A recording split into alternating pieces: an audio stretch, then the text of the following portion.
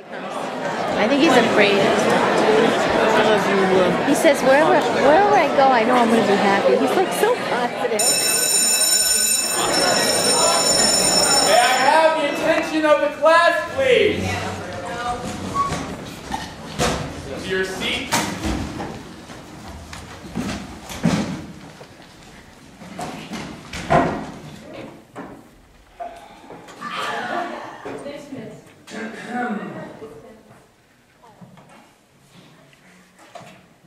See me after class.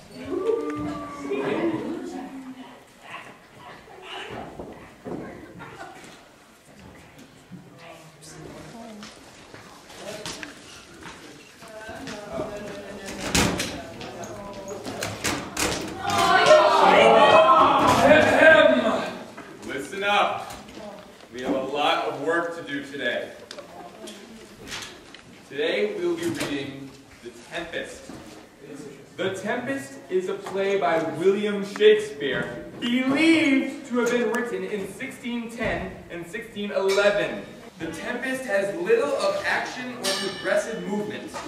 The union of Ferdinand and Miranda is settled at their first interview, and Prospero merely throws apparent obstacles in their way. The shipwrecked band goes easily about time.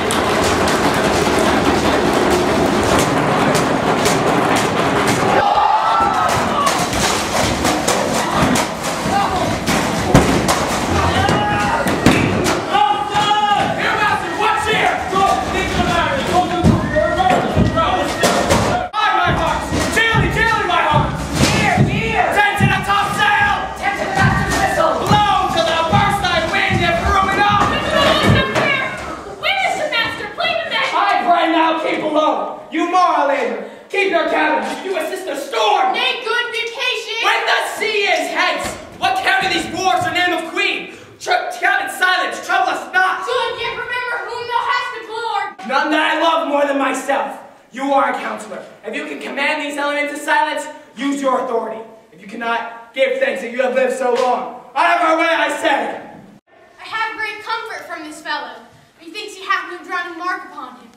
Stand fast, good faith to his hanging. Make the rope his destiny, our cable, for our own doth little advantage. Down with the tires! Lower! Bring it up, try with me, course! Leg upon his head! Yeah, level, the weathers are open! Yet again! What do you do here? Should we give over a drown out, you are mine to say! Upon the throat! Holy closer! Work you then!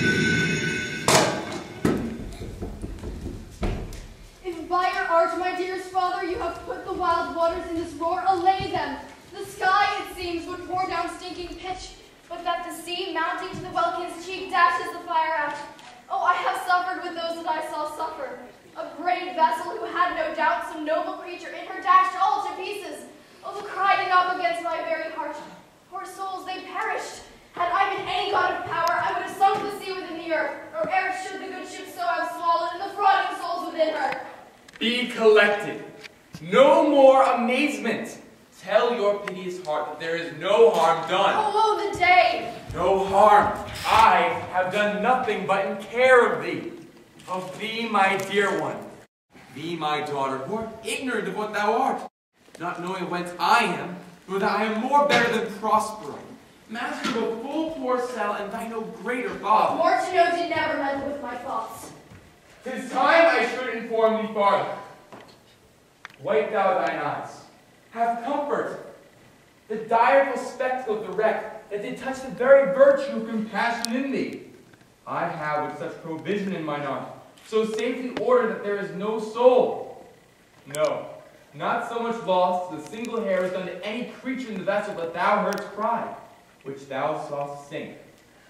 Sit down, for thou must now know farther. You have often begun to tell me what I am, but stopped and left me to a bootless inquisition, including stay, not yet. The hour is now come. Obey and be attentive. Canst thou remember a time before we came into the cell? I do not think thou canst, for thou was then not out 3 years old. Certainly, sir, I can. By what? By any other house or person? Of anything the image tell me that hath kept of thy remembrance. 'Tis far off, and rather like a dream than an assurance of my remembrance warrants. Had I not 4 or 5 women once that tended me? Thou hast, and more, Miranda. But how is it that this lives in thy mind? What seest thou in the dark backward, an abysm of time? Thou rememberest all ere thou camest here. How thou camest here thou mayest. But that I do not. 12 years since, Miranda. 12 years since. Thy father was Duke of Milan and the Prince of Power. Sir, are not you my father? Thy mother was a piece of virtue, and she said thou wast my daughter. And thy father was Duke of Milan, and his only heir, and princess, no worse issue. Oh, the heavens! What foul play had we that we came from thence? Or blessed was we did. Both, my girl. By foul play, as thou sayest, were we heaved thence, but blessedly helped hither. Oh, my heart bleeds to think of the trouble I have turned you to, which is from my remembrance. Please you farther. My brother and thy uncle, called Antonio, I pray thee, mark me. Brother, to be so perfidious. He who next thyself of all the world I love, and to him put the manage of my state. As at that time through all the signories, it was the first, and Prospero, the prime duke, being so reputed in dignity for the liberal arts, without a parallel. Those being all my study, the government I cast upon my brother, to my state grew stranger, being transported and wrapped in secret studies, thy false uncle, dost thou attend me? Sir, most heedfully. Being once perfected how to grant suits, how to deny them, who to advance and who to trash for overtopping, new created the creatures that were mine, I say, or change them, till its new form, having both the key of officer and office, set all hearts in the state to what tune pleased his ear. And now he was the ivy which had hid my princely trunk, and sucked my burger out on it. Thou attendst not. Oh, good sir, I do. I pray thee, mark me. I neglected worldly ends, though by being so retired, an evil nature waited my false struggle. With confidence stands down, he did believe he was the duke, his ambition growing. Dost thou hear? Your tale, sir, would cure deafness. To have no screen between this part he played and him he played it for, he needs will be absolute Milan. Me, poor man, my library was dukedom large enough. Of temporal royalties, he thinks me now incapable. Oh, the heavens! Mark his condition, and the event, then tell me if this might be a brother. I should sin to think but nobly of my grandmother. Good wombs have borne bad sons. Now the condition. The Queen of Naples, being an enemy to me inveterate, hearkens my brother's suit, which was that she, in lieu of the premises of homage, and I know not how much tribute, should presently extirpate me and mine out of the dukedom, and confer fair Milan and all the honors on my brother. Whereon, a treacherous army led, one midnight fated to the purpose, Antonio opened the gates of Milan, and in the dead of darkness, ministers for the purpose hurried thence, me and thy crying self. Wherefore did they not that hour destroy us? Well demanded, girl. My tale provokes that question. Dear they durst not, so dear the love my people bore me, nor set a mark so bloody on the business, but with colors fairer painted their foul ends. In few, they hurried us aboard a bark, bore us some leagues to sea, where they prepared a rotten carcass of a boat, not rigged nor tackled, sail nor mast, the very rats instinctively had quit it. There they hoist us, to cry to the sea that roared to us, to sigh to the winds whose pity, sighing back again, did us but loving wrong. Alack, what trouble was I then to you? Oh, a cherubim thou wast that did preserve me. Thou didst smile, infused with a fortitude from heaven, when I have decked the sea with drops full salt under my birthing groan, which raised in me an undergoing stomach to bear up against what should ensue. How came we ashore? By providence divine. Some food we had, and some fresh water that a noble Neapolitan, Gonzalo, out of his charity being then appointed master of this design, to give us, with rich garments, linens, stuffs, and necessaries, that since have said much. So of his gentleness, he furnished me from my own library with volumes that I prize above my dukedom. Would I might but ever meet that man. Now for the end. Sit still and hear the last of our seesaw. Here have we arrived at this isle, and here have I, thy schoolmaster, made thee more profit than other princesses can, who have more time for vainer hours, and tutors not so careful. Heavens thank you for it. And now I pray you, sir, for still 'tis beating in my mind, your reason for raising the sea storm? Know thus far forth, by accident most strange hath mine foes arrived on this isle. By my prescience, I find my zenith doth depend upon a most auspicious star, whose influence, if now I court not yet but omit, my fortune shall ever after droop. Here, cease more questions. Thou art inclined to sleep. 'Tis a good dullness, and give it way. I know thou canst not choose. Approach, my Ariel, come! All hail, great master, great sir, hail! I come to answer thy best pleasure. But to fly, to swim, to dive into the fire, To ride on the curling cloud. to To thy strong bidding task, Ariel, in all her quality. Hast thou, spirit, performed to point the tempest that I bade thee? To every article. I boarded the king's ship, now in the deep, now in the waist, the deck, in every cabin, I flamed amazement. Sometime I divide, and bird in many places. On the top mast, the yards, the bowsprit, would I flame distinctly, then meet and join. Jove's lightning, the precursors of the dreadful thunderclaps. More momentary and slight on running were not. The fire and cracks of sulphurous roaring, the most mighty Neptune, seemed to besiege and make his bold waves tremble. Yea, his dread trident shake. My brave spirit, who is so firm, so constant, that this coil would not infect his reason?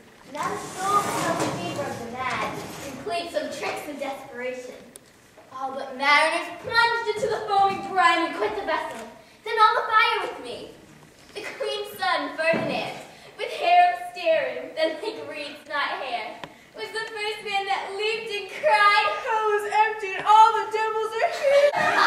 Why, that's my deacon spirit. But was not this night shore? Close by, my master. But are they, Ariel, safe?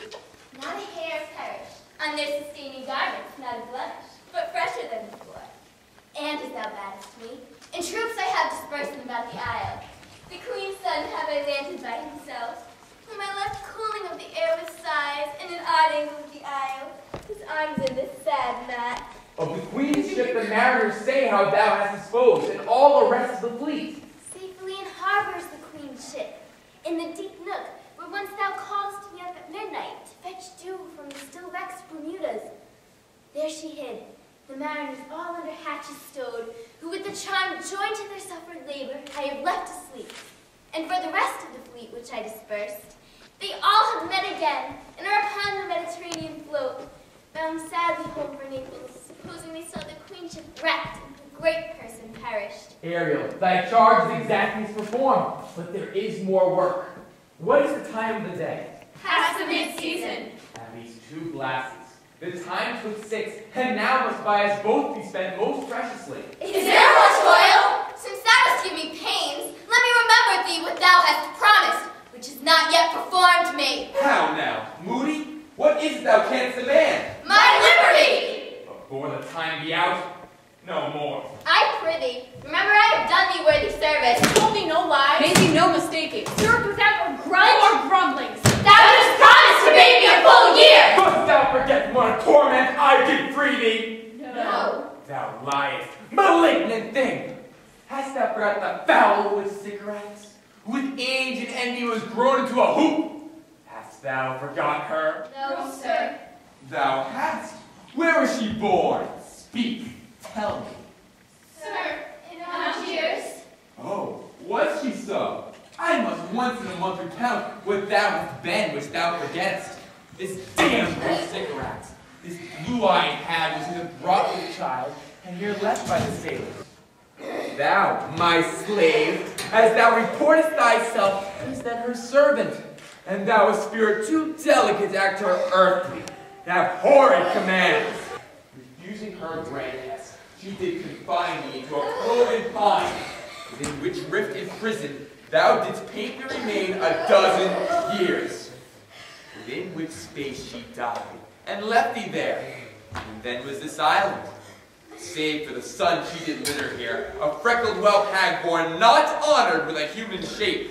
Yes, Caliban, her son. Dull thing, I say so. He the Caliban whom now I keep in service. Thou best knowest from what a torment I did free thee. Thy groans did make wolves howl, and penetrate the breasts of ever-angry bears. It was mine art when I arrived and heard thee, that made gape the pine and let thee out. I thank thee, master. If thou more murmurest, I will rend an oak and peg thee in her knotty entrails, until thou hast howled away 12 winters. Pardon, master. I will be correspondent to command. Do my spiriting gently. Do so, and after 2 days, I will discharge thee. That's my noble master. What shall I do? Say what? What shall I do? Go make thyself like a nymph of the sea. Be subject to no sight but thine and mine, invisible to every eyeball else. Go take the shape and hither come in it. Go, hence, with diligence.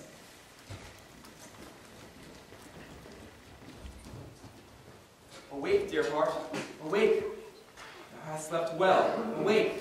The strangeness of your story put heaviness on me. Shake it off. Come on. We'll visit Caliban, my slave, who never yields us kind answer. 'Tis a villain, sir, I do not love to look on. But as 'tis, we cannot miss him. He does make our fire, fetch in our wood, and serves in offices that profit us. What ho, slave Caliban! Thou speak! There's wood enough within. Come forth, I say! There is other business for thee. Come, thou tortoise, when? Thou most poisonous slave, got by the devil himself upon thy wicked dom. Come forth. As wicked do as e'er my mother brushed with raven's feather from unwholesome fen drop on you, both. The southwest blow on ye and blister you all over. For this be sure, tonight thou shalt have cramps. Silence, he shall pen thy breath up. Urchins shall come forth at vast of night, and they all work on thee. Thou shalt be pinched as thick as honeycomb, each pinch more stinging than bees that made 'em.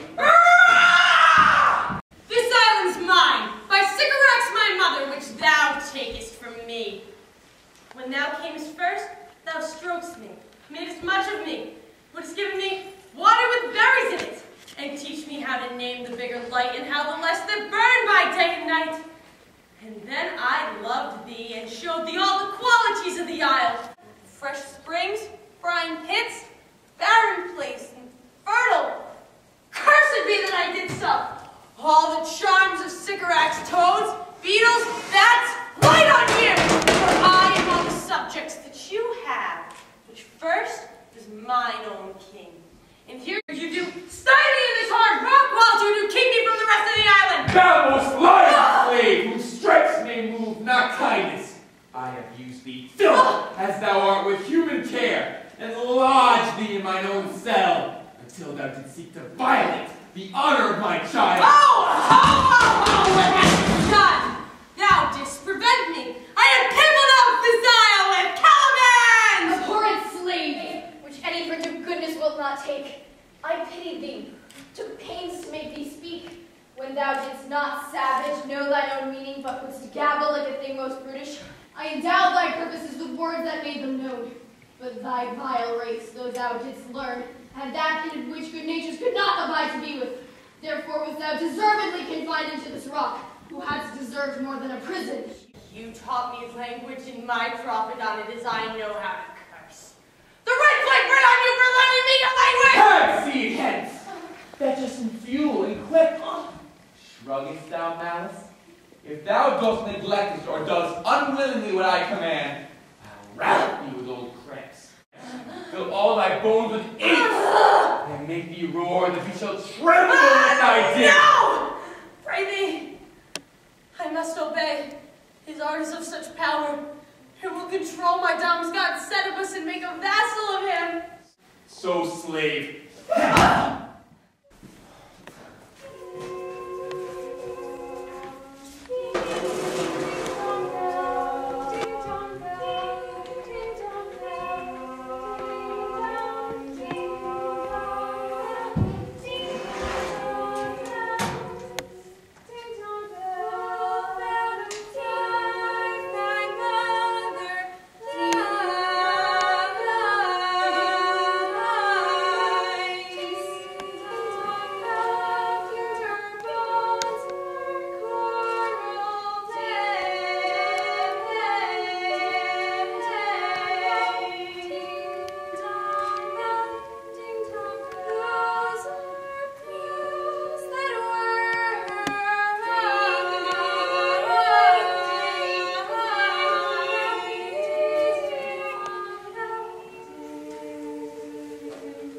Where should this music be? In the air or the earth? The deity does remember my drowned mother. This be no mortal business. Notice on the earth goes. I hear it now above me. The fringed curtain of thine eye advance, and say what thou seest beyond. What is? A spirit? Lord, how it looks about. Believe me, sir, it carries a brave form. But 'tis a spirit. No, girl, for it eats and sleeps, and hath such senses as we have such. This gallant which thou seest was in the wreck, but he's something stained with grief, and its beauty's canker. One might as call him a goodly person. He hath lost his fellows and strays about to find him. I might call him a thing divine, for nothing natural I ever saw so noble. It goes on, I see, as my soul prompts it. Spirit, fine spirit, I'll free thee within 2 days for this. Most sure. The goddess of these airs attend. Grant me my prayer, may know if you remain upon this island, and that you will some good instruction give how I may bear me here. My prime request, which I do last pronounce is, oh, you wonder, if you be maid or no? No wonder, sir, but certainly a maid. My language? Heavens! I am the best to speak this speech, or I have just spoken. How? The best. What wert thou if the king of Naples heard thee? A single thing as I am now, that wonder should he speak of Naples. He does hear me, and that he does, I weep. Myself and Naples, who with mine eyes never since it ever beheld the queen my mother wrecked. Alack for mercy. Yes, faith, in all her lords. The Duke of Milan and her brave son being twain. The Duke of Milan and his more braver daughter could control thee, if now 'twere fit to do it. At first sight, they have changed eyes. Delicate Ariel, I'll set thee free for this. A word, good sir. I fear you have done yourself some wrong. A word. Why speaks my father so ungently? This is the third man that e'er I saw, the first that e'er I sighed for. Pity move my father to be inclined my way. Oh, if a virgin in your affection knock on forth, I'll make you the queen of Naples. Soft, sir! One word more! They are both needed powers, but the swift business I must uneasy make, lest too late when you take the prize light. One word more I charge thee that thou attend me. Thou dost here usurp the name thou owest not, and hast put thyself upon this island as a spy, to win it from me, the Lord on it. No, as I'm a man. There's nothing ill can dwell in such a temple. If the ill spirit have so fair a house, good things will strive to dwell with. Follow me. Speak not you for him, he's a traitor. Come, I'll manacle thy neck and feet together. Seawater shalt thou drink, thy food shall be the fresh brook mussels, with the roots and husks wearing the acorn cradle. Follow. No, I will resist such entertainment till mine enemy has more power. Oh, dear father, make not rash trial of him, for he's gentle and not fearful. What? I say my foot, my tutor? Put thy sword on freedom. Right here disarm thee with this hand, and make thy weapons drop. Beseech you, father. And hang not my garments. Sir, have pity, I'll be his surety. Silence! One word more shall make me chide thee, if not hate thee. What? An advocate for an impostor? Hush! Having seen no such shapes as he, but him in Caliban. Foolish wench. To the most of men, this is a Caliban, and they to him are angels. My affections are then most humble. I've no ambition to see a goodlier man. Come on, obey. Thy nerves are in their infancy again, and have no vigor in them. So they are. My spirits, as in a dream, were all bound up. My mother's loss, the weakness which I feel, the wreck of all my friends, nor this man's threats to whom I am subdued, are but light to me.